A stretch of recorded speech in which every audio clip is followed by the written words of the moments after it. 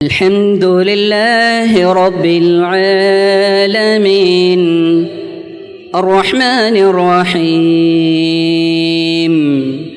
مالك يوم الدين. அஸ்ஸலாமு அலைக்கும் வரஹ்மத்துல்லாஹி வபரகாத்துஹு.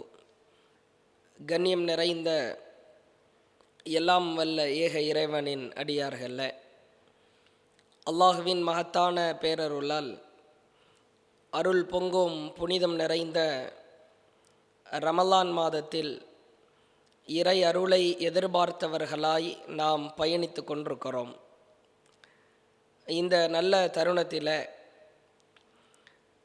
இந்த உலகத்தில் முஸ்லிம்களாக வாழ்ந்து கொண்டிருக்கிற நாம், இறைவன் இஸ்லாமியர்களுக்கு சில முக்கியத்துவம் வாய்ந்த கட்டளைகளை, அடிப்படை சித்தாந்தங்களை திருக்குரானின் வாயிலாக நமக்கு அறிவுரை கூறுகிறான். பொதுவாகவே இந்த உலகத்தில் முஸ்லிம்களாக வாழுகிற இஸ்லாமியர்களில் கணிசமான மக்கள் உலகத்திற்காக நாம் வாழ்ந்து கொண்டிருக்கிறோம். உலகத்தின் பொருளாதாரங்களை தேடுவதற்காக, உலக சுகபோகங்களில் மூழ்கி திளைப்பதற்காக கணிசமான முறையில் பெருமளவில் தங்களின் உழைப்பை செலுத்துவதை பார்க்கிறோம். ஆனால் இறைவன் திருக்குரானின் வாயிலாக முஸ்லிம்களுக்கு உலக வாழ்க்கையின் யதார்த்தம் குறித்து இறைவன் விளக்குகிறான். திருமறை குரான் நெடுகிலும் நாம் பார்க்கலாம், உலக வாழ்க்கை வீணானது, உலக வாழ்க்கை விளையாட்டானது, உலக வாழ்க்கை ஏமாற்றி விடக்கூடியது, உலக வாழ்க்கை கவர்ச்சிகரமானது, உலக வாழ்க்கை என்பது அது ஒரு அலங்கார வாழ்க்கைதான். இந்த உலக வாழ்க்கை என்பது குறையுடைய செத்த ஆட்டை விட கீழ்நிலையில் இருக்கிறது. இந்த உலக வாழ்க்கை கொசுவின் இறக்கைக்கு கூட சமமாகாது என்றெல்லாம் அல்லாஹும் அல்லாஹுடைய தூதரும் உலக வாழ்க்கையின் யதார்த்தங்களை மக்களுக்கு புரிய வைக்கிறார்கள். ஆனாலும் இந்த உலகத்திற்காகவே படைக்கப்பட்டிருக்கிற உலகத்தை இறைவனின் மார்க்கத்திற்காக, இஸ்லாத்திற்காக, மறுமைக்காக விதைகளை விதைத்து அறுவடை செய்ய வேண்டிய இஸ்லாமியர்கள் உலக வாழ்க்கையில் பெருமளவில் மூழ்கி திளைப்பதை பார்க்கிறோம்.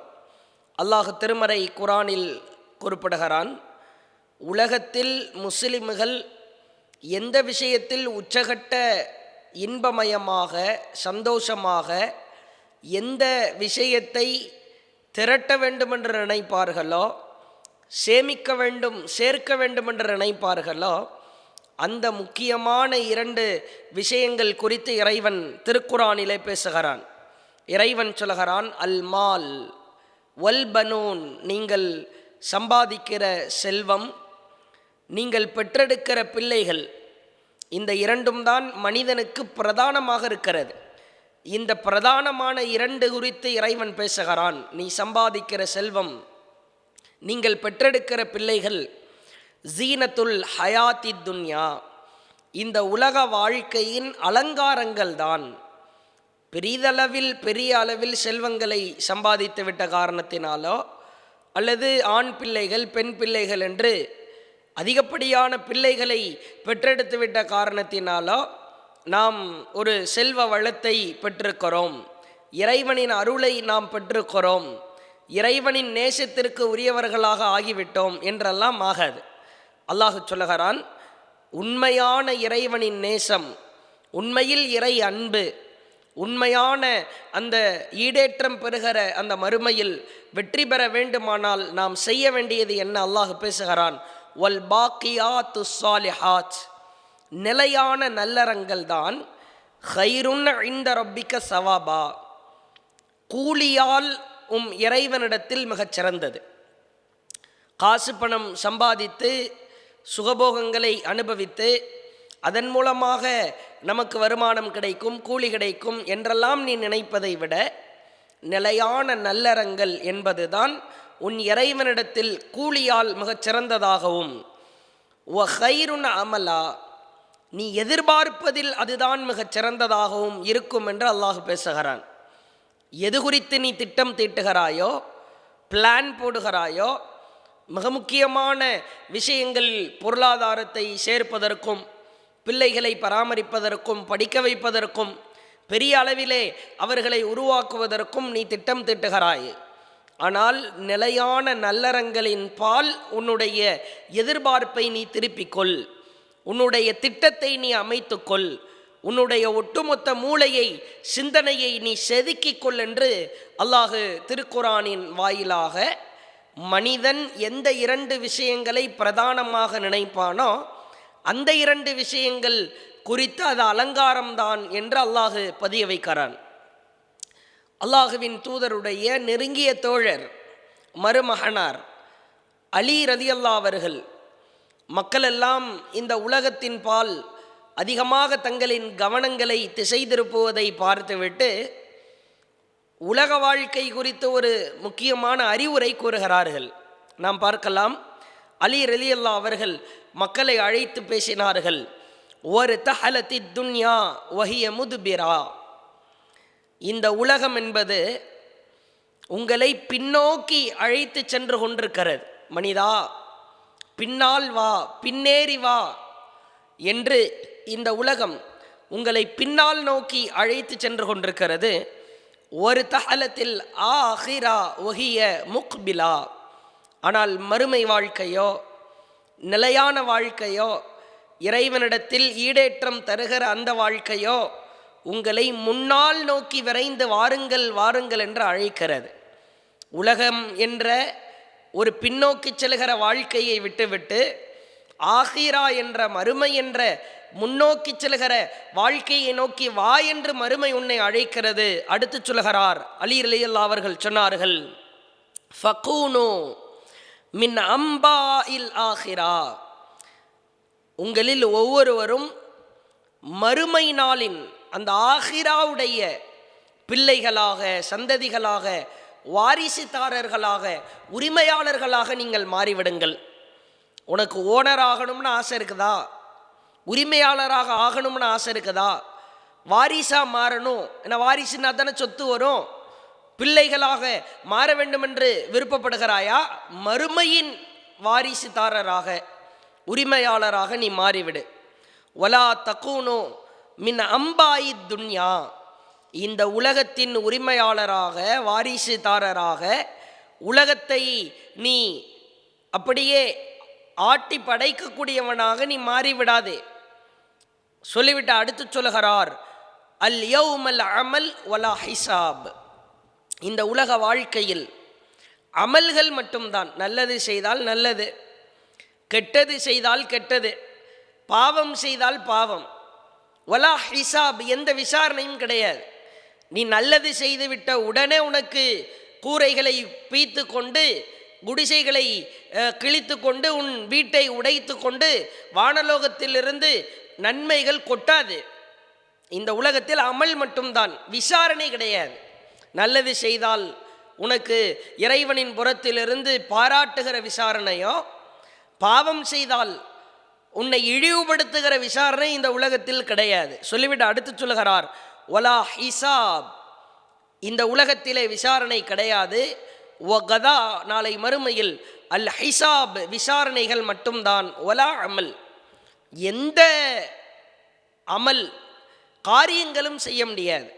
பாவம் செய்து விட்டேன், தர்மம் செய்ய முடியுமா? மறுமையில் வணக்க வழிபாடுகளில் ஈடுபட முடியுமா? வாய்ப்பில்லை. அப்போ உலக வாழ்க்கை குறித்து, மக்கள் உலகத்திலே மூழ்கி கிடக்கிற வாழ்க்கை குறித்து அலி ரலியல்லாஹு அவர்கள் எச்சரிக்கிறார்கள். ஆனால் இன்றைக்கு சமூக சூழலை பாருங்கள், நன்றாக யோசித்து பாருங்கள், உங்கள் உள்ளங்களிலே கேள்வியை எழுப்புங்கள். நான் உலகத்திற்காக பலதரப்பட்ட நிகழ்வுகளை, காரியங்களை, என் ஒட்டுமொத்த வாழ்க்கையை நான் அமைத்து கொள்வதை விட மறுமைக்காக அமைத்து கொள்ள வேண்டுமா இல்லையா? அழிந்து போகிற இந்த உலகத்திற்காக பலதரப்பட்ட வகைகளில் சேமிப்பு செய்கிறோம். தங்கத்தை வாங்குகிறோம், ஆடைகளை வாங்குகிறோம், பொருளாதாரத்தை ஈட்டுவதற்காக ஆடாய் மாடாய் ஓடாய் தேய்கிறோம். ஏன் அழிந்து போகிற இந்த உலகத்திற்காக இவ்வளவு முசீபெடுத்து சிரமம் எடுத்து நம் வாழ்க்கையை ஓட்டி கொண்டிருக்கிறோமே, இறைவனுக்காக உலகப்பற்றை உடை தெரிபவர்கள் நம்மில் எத்தனை பேர் யோசித்து பாருங்கள். இப்போ உலகத்தின் மீது இருக்கிற பற்று என்றைக்கு குறைகிறதோ அவரால் தான் வணக்க வழிபாடுகளில் ஆர்வம் செலுத்த முடியும், அமல்களிலே ஆர்வம் செலுத்த முடியும், இறைவனுக்கு பயந்து நடக்க முடியும், இறைவனின் கட்டளைகளுக்கு மதிப்பு கொடுக்க முடியும், இறைவனின் உபதேசங்களுக்கு கீழ்ப்படிய முடியும், இறைவனின் உபதேசத்தை காது கொடுத்து கேட்க முடியும். உலகப்பற்று மிகைத்திருக்கிறது என்றால் இறைவனின் மீது இருக்கிற நாட்டம் இல்லாமல் போகும். இறை நேசம், இறை திருப்தியை பெற வேண்டும் என்ற இலக்கு அவரை விட்டு தூரமாய் நிற்கும். உலகப்பற்றை உடைத்தெறிகிற வேளைகளில் நாம் ஈடுபட வேண்டும். குறிப்பாக அல்லாஹ் ஒவ்வொரு தருணத்திலும் மனிதர்களுக்கு சில சந்தர்ப்பங்களை வழங்குவான். அந்த சந்தர்ப்பங்களை கணக்கச்சிதமாக கவ்வி பிடிக்க வேண்டும். உலகத்திலே வாழ்ந்து கொண்டிருக்கிற முஸ்லிம்களுக்கு, இஸ்லாமியர்களுக்கு, மனிதர்களுக்கு அல்லாஹ் சில சந்தர்ப்பங்களை வழங்குகிற பொழுது அதிலே சுதாரித்து கொள்ள வேண்டும், படிப்பினை பெற வேண்டும். இறைவன் வழங்குகிற சந்தர்ப்பம் என்பது நன்மைகளை அள்ளி கொட்டுவதற்கு, அருளை பெறுவதற்கான ஒரு வாய்ப்பாக அமையும். அல்லாஹ்வுடைய தூதர் சொன்னார்கள், முஸ்னத் அஹ்மதிலே பார்க்கலாம், இன் காமத் அலா அஹதிக்குமுல் கியாமா, உங்களில் ஒருவர் வாழ்ந்து கொண்டிருக்கிற காலகட்டத்தில் கியாமத்து நாள் வருகிற ஒரு விஷயத்தை நீங்கள் கண்டால், கியாமத்து நாள் வருகிற பொழுது, மறுமை நாள் வருகிற பொழுது நீங்கள் வாழ்ந்து கொண்டிருக்கிற சூழல் ஏற்பட்டால், எப்படிப்பட்ட ஒரு சூழல்னு பாருங்க. இந்த நேரத்தில் அல்லாஹ்வுடைய தூதர் அவர்கள் சொல்லுகிற அழகான ஒரு செய்தி, சந்தர்ப்பங்கள் எவ்வளவு முக்கியமானது, அத்தியாவசியமானது என்பதை ஆணித்தரமாக எடுத்துரைக்கிற செய்தி. மறுமை நாள் வருகிற சமயத்திலே உங்களில் ஒருவர் இந்த உலகத்திலே வாழ்ந்து கொண்டிருக்கிற சூழல் ஏற்பட்டால், வஃபீ எதிகி, உன்னிடத்தில் எதுவும் இல்லை, ஒரே ஒரு சிறிய ஒன்றை தவிர. என்னது அது? வஃபீ எதிகி ஃபஸ்லா, உன் கரத்திலே ஒரு சிறிய மரக்கன்று இருக்கிறது, வேறு ஒன்றும் இல்லை. காசு இல்லை, பொருளாதாரம் இல்லை, தங்க நகை இல்லை, வேறு எதுவுமே இல்லை. கையில் ஒரு சின்னோண்டு மரக்கன்று இருக்கிறது. அந்த மரக்கன்றை கூட மறுமையை கண்களுக்கு முன்னால் நீ பார்க்கிறாய். நெருங்கிவிட்டது மறுமை. உன்னிடத்திலே ஒரு சிறிய ஃபஸ்லா மரக்கன்று இருக்கிறது. ஃபல் யக்ரிஸ்ஹா, அந்த நேரத்திலே கூட அந்த மரக்கன்றை அலட்சியப்படுத்தி விடாமல் அதை நீ பூமியிலே நட்டு வைத்து விடு என்றார்கள். சந்தர்ப்பங்கள் எவ்வளவு முக்கியமானது என்பதற்கு ஆணித்தரமாக உள்ளத்திலே பதிய வைக்க வேண்டிய செய்தி. கண்ணுக்கு முன்னாடி தெரியுது மறுமை வருதுன்னு. காசு பணத்தை தர்மம் செய்யறோம்ன்ற ஒரு ஆசை உனக்கு இருக்கலாம், ஆனால் இல்லை. கையில் ஒரு மரக்கன்று தான் இருக்குது. ஐயோ மறுமை வந்து விட்டதே என்று பதறாமல், துடிக்காமல், அப்படியே உன்னுடைய உள்ளத்திலே பதட்டமடையாமல், அந்த மரக்கன்றை தூக்கி போட்டுட்டு ஓடி போயிடுவோம், தப்பிச்சிருவோம்ன்ற சிந்தனையெல்லாம் வராமல் அந்த மரக்கன்றை கூட நீ நட்டி வச்சிட்ட அப்படின்னா அது கூட உனக்கு நன்மையாக மாறும் என்று அல்லாஹ்வுடைய தூதர் குறிப்பிடுகிற சந்தர்ப்பங்கள் எவ்வளவு முக்கியமானது என்பதற்கு அழகான செய்தி. நீ மரக்கன்றை நடலாம், இதன் மூலமாக கூட உன் பாவங்கள் மன்னிக்கப்படலாம், இறைவனின் அருளை பெறலாம், இறைவனின் அன்பை பெறலாம். மறுமை நெருங்கிவிட்டதுதான், ஆனாலும் பிரச்சனை இல்லை. சாதாரண ஒரு மரக்கன்று, இதை நட்டு வைப்பதற்கு முன்னால் நாம் நம்மை தப்பித்து கொண்டு ஓடிவிடுவோம் என்று நினைக்காதே. மரக்கன்றை நீ நட்டி வைத்து விடு, அல்லாஹ் உனக்கு அருள் மழை பொழியலாம். சற்று யோசித்து பாருங்கள். மறுமை நெருங்கி விடுகிற பொழுதும் கூட மரக்கன்றை நட்டி வைத்து விடு, அலட்சியமாக கருதாதே என்று அல்லாஹ்வுடைய தூதர் சொல்லுகிறார்கள். ஆனால் நம்மை நோக்கி வருடந்தோறும், மாதந்தோறும், வாரந்தோறும், ஒவ்வொரு நாளும் எவ்வளவோ அமல்கள், சந்தர்ப்பங்கள் என்ற வாய்ப்பு கதவுகளை தட்டி கொண்டே இருக்கிறது.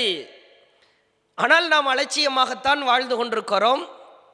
ரமலான் ஒரு அழகான சந்தர்ப்பம்.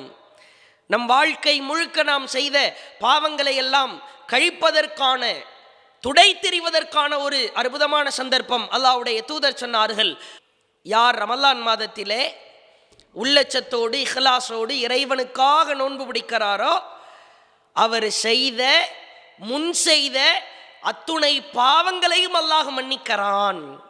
40 வயதில் இருக்கிறேன், இந்த ரமலானில் இறைவனுக்காக உள்ளச்சத்தோடு இஹ்லாஸோடு நான் நோன்பு நோற்றேன் என்றால் 39 வருடங்கள் நான் செய்த பாவங்கள் அதை அல்லாஹ் மன்னிப்பான். அல்லாஹ் நாடினால் அவ்வளோ ஒரு அழகான சந்தர்ப்பம். யோசித்து பாருங்கள், இன்னைக்கெல்லாம் நம்மள பெரும்பாலானோர் இந்த உலகத்திற்காக தயாராகும். ஒரு மாதத்துக்கு தேவையான பொருளாதாரத்தை சேமித்து வைப்போம். அடுத்த வருடம் பிள்ளைகளாக இருந்தால் அவர்களை பள்ளிக்கூடத்துக்கு அனுப்புறதுக்கு ஃபீஸுக்காக ரெடி பண்ணுவோம். பேங்க்கில் பேலன்ஸு அதை போட்டு வங்கியிலே சேமிப்போம், நிலத்தின் மூலமாக சேமிப்போம். ஆனால் அழிந்து போகிற இந்த உலகத்திற்காக நம்முடைய சேமிப்புகள் ஏராளமானவைகளாக இருக்கிறது. உலக பற்றிற்காக அவ்வளவு பாடாய்ப்படுகிறோம். இறைவனுக்காக நாம் திட்டமிடுகிற திட்டமிடுதல் என்ன, சேமிக்கிற சேமிப்புகள் என்ன? நம்மில் சில பேர் கூட சொல்லுவார்கள், ரமலானுடைய முதல் நோன்பு கடுமையான வெயில் காரணமாக நாவறட்சி ஏற்பட்டு அந்த 12-13 மணி நேரங்கள் கடப்பதை சிரமப்பட்டு நோன்பு திறந்தவுடன் சொல்லுவார்கள், தலை நோன்பு மண்டை கபாலத்தை உடைத்து விட்டது என்பார்கள், தாங்க முடியவில்லை. ஆனால் அல்லாஹுவின் தூதருடைய குணம் என்ன தெரியுமா? நமக்கு ரமலான் முதல் நோன்பு நோக்கிற பொழுது நாவறட்சி ஏற்படும், நாக்குத்தல்லும் பயங்கரமான முறையில் நமக்கு அது சிரமம் போன்று தெரியும். ஆனால் அல்லாஹுவின் தூதர் அவர்கள் ரமலானுக்கு முந்தைய மாதமாக இருக்கிற ஷாபான் மாதத்தில் அதிகமான நோன்புகளை நோற்று ரமலானுக்காக தயாராவார்கள். இதான் ரசூல்லாவுடைய கேரக்டர். ரசூல்லாவுக்கு நோன்பு ரமலான் தலை நோன்பு பெருசாகவே தெரியாது, சிரமமாக இருக்காது. ஏன்? ஷாபான் மாதத்தில் அவங்க ரெடி ஆயிடுவாங்களே. அல்லாஹுவின் தூதருடைய குணம் குறித்து சொல்கிறார்கள், ரமலானுக்கு தர்மம் செய்வதற்காக முந்தைய மாதங்களில் சம்பாதித்து சேர்த்து வைப்பார்களாம். செய்திகளை பார்க்கிறோம். ரமலானில் காற்றை விட வேகமாக, அதனால தான் அவங்களால தர்மம் செய்ய முடிஞ்சு. அல்லாஹுவின் தூதர் அவர்கள் இரவு தொழுகை, நம்மளாம் ரமலான் மாதத்தில் நின்ன உடனே 8 ரக்காத்து 1 மணி நேரம் தொழுதா மூட்டுக்கு கீழே வலிக்க ஆரம்பிக்கும், வலிக்கத்தான் செய்யும். ஆனால் ரசூல்லா ரமலானுக்கு முந்தைய மாதங்களிலேயே கொஞ்சம் கொஞ்சமாக இரவு தொழுகையை தொழுது பழகி வந்துவார்கள். ரமலானில் ஆர்வம் அதிகமாகும்.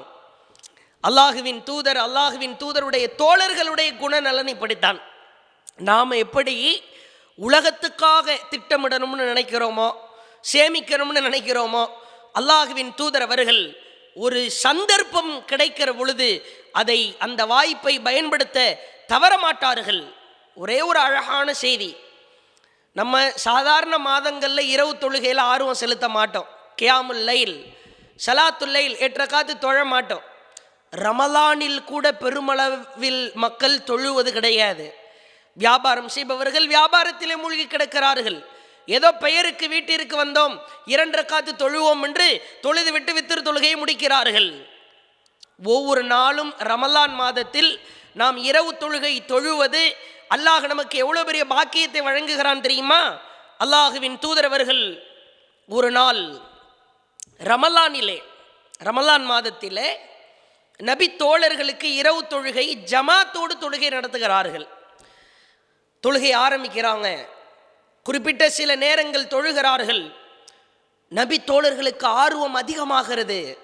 அல்லாஹ்வுடைய தூதர் அவர்கள் நமக்கு நீண்ட நேரம் தொழுகை நடத்தணும்ன்ற ஒரு சிந்தனையில் இருக்கிற பொழுது சடனாக அவங்க அப்படி சிந்தித்து கொண்டிருக்கிற வேளையிலே அவர்கள் சிந்தனையை உடைக்கிற விதத்தில் ரசூலா தொழுகையை முடிச்சிடுறாங்க.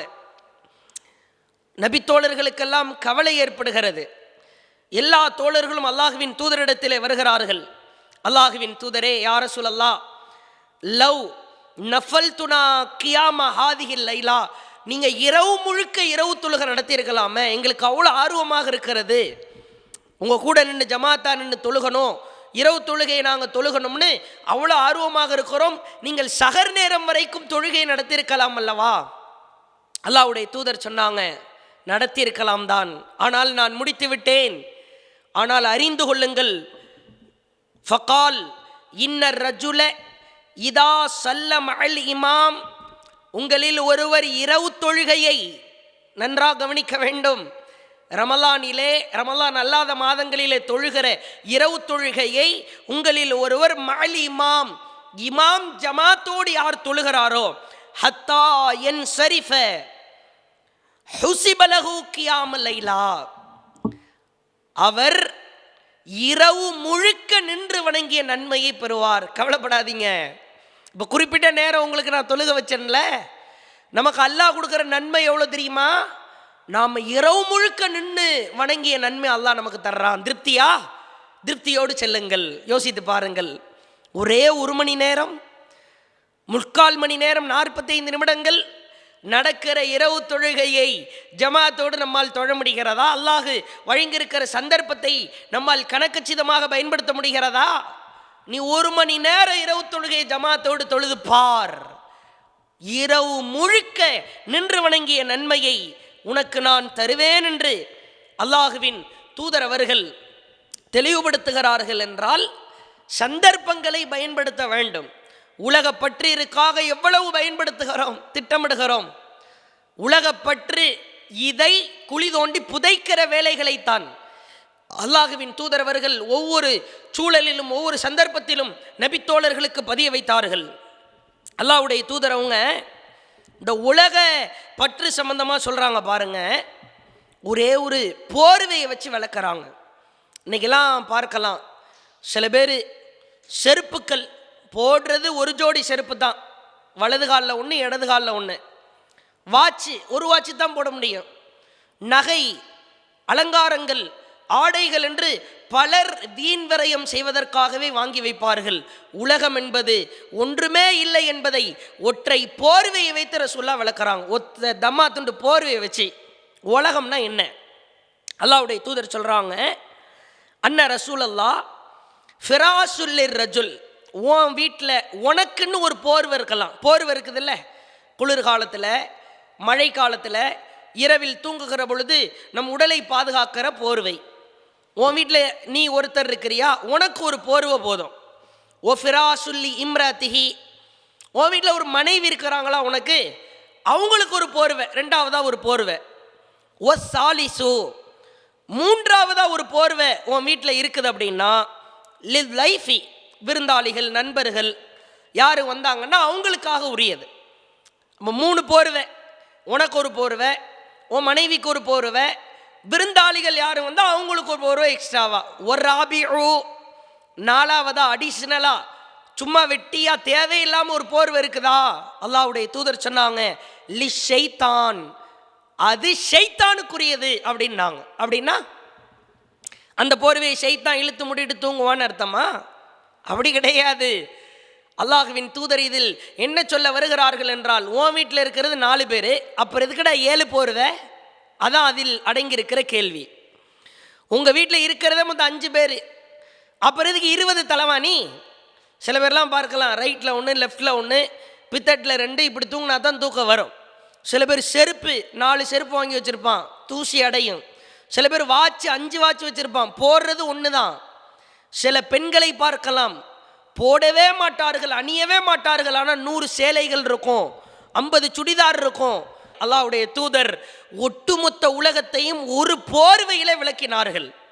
இதிலிருந்து கூடுதலாக 2வது சொல்லுகிற செய்தி என்னவென்றால், நீ போர்வையில் சேர்ப்பதை விட, ஆடைகளில் சேர்ப்பதை விட, செருப்புக்களை சேர்ப்பதை விட, தலைக்கு போடுகிற முக்காட்டு துணிகளை சேர்ப்பதை விட, ஷாலை சேர்ப்பதை விட நன்மையை சேகரித்துக்கொள். நன்மை அதிகமாக சேர்த்து வை. அழிஞ்சு போகிற போர்வையை சேர்க்கிற. என்கிட்ட 40 சட்டை இருக்குது, மூத்தா போயிட்டேன், குழிக்குள்ள எல்லாத்தையும் சட்டை பேண்ட் எல்லாத்தையும் தூக்கி போட்டு அடக்குவாங்கன்னு நினைக்கிறீங்களா? என் செருப்பை உள்ள தூக்கி போடுவாங்களா? நான் பயங்கரமான ஒரு வாட்சு, விலை உயர்ந்த வாட்சை போட்டிருக்கிற அந்த வாட்சை தூக்கி உள்ள தூக்கி போட்டு அடக்கம் பண்ணுவாங்களா? குடும்பத்தாரில் அண்ணன், தம்பி, மச்சான், மாமன்னு ஆளுக்கு 5 சட்டையை பங்கு வைப்பாங்களே, இறுதியாக இத்து போன செத்து போன சட்டையை தர்மம் பண்ணி கொடுத்துருவாங்க. இதான் நிலவரம். என்னுடைய அமல்களை யாருக்கேனும் பங்கு வைக்க முடியுமா? தர்மம் செய்ய வேண்டும், பொருளாதாரத்தை இறைவனின் பாதையில் செலவு செய்ய வேண்டும் தான், அள்ளி அள்ளி கொடுக்க வேண்டும் தான். ஆனால் அந்த உலகப்பற்று, இறை நினைவை இறை வணக்க வழிபாட்டை, இறைவனின் தொழுகையை, இறைவனின் கடமைகளை மறக்கடிக்க செய்கிற உலகப்பற்று அது டேஞ்சரானது, அது மோசமானது, அது பாதிப்பை ஏற்படுத்தக்கூடியது. இறுதியாக ஒரே ஒரு செய்தியை பாருங்கள். அல்லாஹ்வுடைய தூதரவர்களின் நெருங்கிய தோழர் சல்மான் அல் ஃபாரிஸ் ரலியல்லாஹு அன்ஹு கல்விக்காக பலதரப்பட்ட தியாகத்தை செய்தார். மிகப்பெரும் செல்வந்தராக திகழ்ந்தார். சல்மான் ஆரம்ப கால இஸ்லாத்தை ஏற்றுக்கொண்ட தியாகி, மரண தருவாய். சஅத் ரலியல்லாஹு அவர்கள் சல்மானை சந்திக்க செல்கிறார். சஅதை பார்த்தவுடன் பழைய நினைவுகள் எல்லாம் திரும்புகிறது. கதற ஆரம்பிக்கிறார், துடிக்க ஆரம்பிக்கிறார், கதறி கதறி அழுகிறார் சல்மான். சஅத் ரலியல்லாஹு அவங்களும் அழுதுகிட்டே சொல்றாங்க, ஏன் சல்மான் அவர்களை இவ்வளவு அழுகிறீங்க? இந்த உலகத்தை விட்டு போறன்றதுக்காக அழுகிறீங்களா? நீங்க யார் தெரியுமா? அல்லாஹுவின் தூதரோடு தோழமை கொண்டு அந்த தோழமையில் அல்லாஹ்வும் அல்லாஹ்வுடைய தூதரும் திருப்தி கொண்டிருக்கிறான். அப்படிப்பட்ட மனிதர் நீங்கள் அழலாமா? இப்போ சல்மான் அவர்கள் சொல்கிறார்கள், எவ்வளோ பெரிய தியாகியின் வாயிலிருந்து வருகிற வார்த்தையை பாருங்கள். நான் ஒரே ஒரு காரணத்திற்காகத்தான் அழுகிறேன். இந்த உலகத்திற்காக ஏங்கி அழவில்லை, மறுமையை விரும்பாததற்காக நான் அழவில்லை. நான் ஏன் அழுகிறேன் தெரியுமா? அல்லாஹுவின் தூதர் எனக்கு சில அறிவுரை கூறினார்கள். என்ன அறிவுரை? அப்ப சல்மான் அவர்கள் சொல்லுகிறார்கள், எனக்கு ஏன் இவ்வளவு பதட்டம், ஏன் இவ்வளவு அழுகை தெரியுமா? அல்லாஹுவின் தூதர் ஒரு அறிவுரை கூறினார்கள், அந்த அறிவுரையில் நான் வரம்பு மீறிவிட்டேன் என்று கருதுகிறேன். அப்படி என்ன அறிவுரை சொன்னாங்க? நீங்க என்ன வரம்பு மீறினீங்க? அல்லாஹுவின் தூதர் சொன்னார்கள், கால லியக்ஃபில் யௌம் மின்கும் கஸாதிர் ராகிப், உங்களில் ஒருவருக்கு சவாரி செய்பவரின் ஏற்பாடு போதுமானது என்றார்கள். அதை நான் மீறிவிட்டேன் என்று நினைக்கிறேன், அதனால தான் நான் அழுகிறேன். ஒருத்தர் சவாரிக்கு போறாரு, பயணத்துக்கு போறாரு, ஃப்ரிட்ஜு, வாஷிங் மிஷினு, கட்டில், பெட்டு, வீட்டில் இருக்கிற தட்டுமுட்டு ஜாமான் எல்லாத்தையும் அள்ளிட்டு போவானா? ஒரு பேகு, குடிக்கிறதுக்கு தண்ணி, திங்கிறதுக்கு சாப்பாடு, போடுறதுக்கு மாற்று துணி, இவ்வளோதான் இருக்கும். அது முடிஞ்சிருச்சுன்னா பயணம். ஒரு பயணத்தில் என்ன தேவையோ அதை மட்டும் நீ கட்டிக்க, அனைத்தையும் கட்டி செல்லாதே, இழுத்து செல்லாதே. இதற்காக அவர் ஏங்கி ஏங்கி அழுகிறார். ஆறுதல் படுத்த முடியாமல் சஅத் ரலியல்லாஹு அவங்க திரும்புகிறாங்க. சல்மான் ரலியல்லாஹுடைய உயிர் பிரிந்தது என்ற செய்தியை பார்க்கிறோம். இந்த கவலை எல்லாம் இருக்கிறதா? யோசித்து பாருங்கள். என்னால் 5 நேரம் தொழ முடியல, ஆனால் சம்பாதிக்க முடியுது, கவலைப்பட்டிருக்கிறோமா?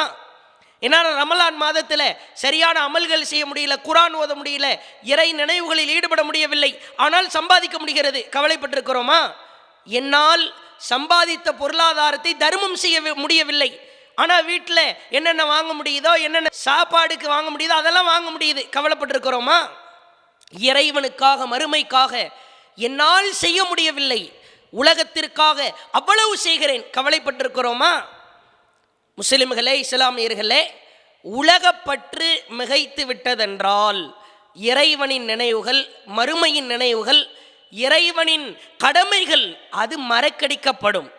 உலகப்பற்றை குழி தோண்டி புதைத்துவிட்டு இறை நினைவுகளை, இறைவனின் கடமைகளை தூக்கி நிறுத்துவோம் என்பதை சபதமாக ஏற்று நம் வாழ்க்கையை பட்டை தீட்டிக் கொள்கிற, மாற்றிக்கொள்கிற ஒரு சந்தர்ப்பமாக இந்த ரமலானை பயன்படுத்தி கொண்டு உலகப்பற்றில் எவைகளெல்லாம் மறுமையின் நினைவுகள் நாசமாக்கப்படுகிறதோ, குழிதோண்டி புதைக்கப்படுகிறதோ, அப்படிப்பட்ட உலகத்தின் மீது இருக்கிற பற்றுக்கள், பேராசைகள், பேராவல்களை எல்லாம் ஓரமாய் ஒதுக்கி தள்ளிவிட்டு இறைவனின் நினைவுகளை அதிகப்படுத்துவதற்கு முயற்சி செய்வோமாக என்று கேட்டு முடித்துக் கொள்கிறேன். வாஹிரு தஅவானா அனில் ஹம்துலில்லாஹி ரப்பில் ஆலமீன். அஸ்ஸலாமு அலைக்கும் வரஹ்மத்துல்லாஹி வபரகாத்துஹு.